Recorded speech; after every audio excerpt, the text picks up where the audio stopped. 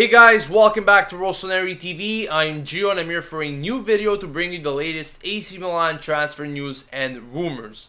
Now, not much to talk about today. However, I did want to talk a bit about this report that came in from Sky, as they mentioned that on Thursday there was a secret meeting between Galliani, Ganchikov, that is the Chinese advisor, and finally Marco Giampaolo, the current Empoli coach.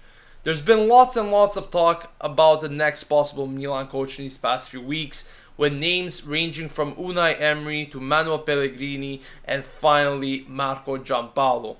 Now the first two names, Emery and Pellegrini, are now out of reach, as Emery is close to joining PSG and Pellegrini's wages are just too demanding for Milan at the moment. So it does seem that the next possible Milan coach could very well be Marco Giampaolo.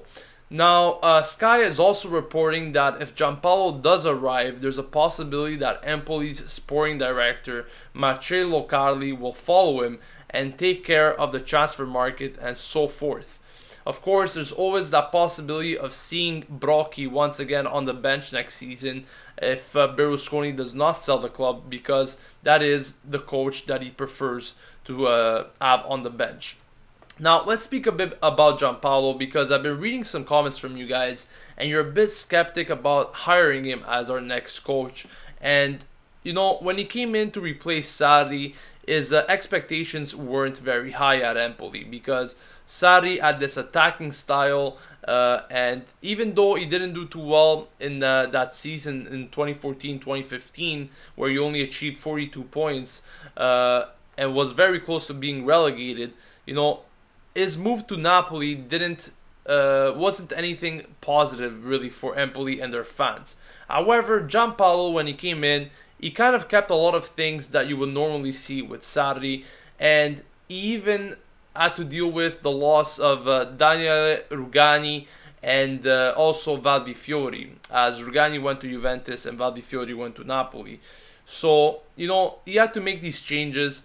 The club did well to sign Saponara. They did well to do certain things, and he achieved a better position and points than Sarri did while he was at Empoli. He achieved 46 points. Not a big difference, however, still good despite all these changes that were made to the club.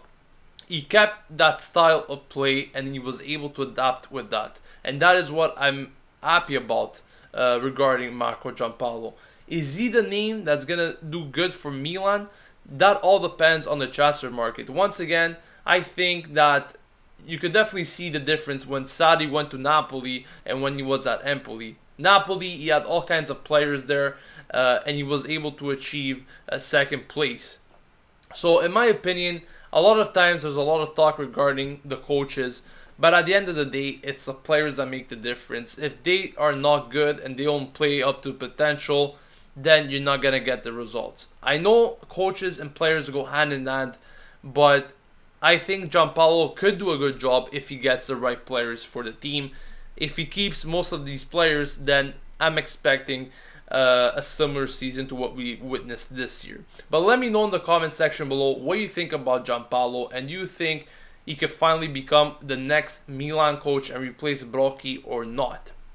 I also wanted to speak about Cagliari, because their sporting director came out and mentioned that they are not interested in Rodrigo Eli, as it was reporting these past few weeks, but rather they are interested in Davide Calabria. He's a defender that they're very keen upon, and even though there are no negotiations right now going on with Milan, he's definitely a player that they might consider asking for this summer. Now, in my opinion, Calabria is obviously a great talent, and I wouldn't want to give him away for anything.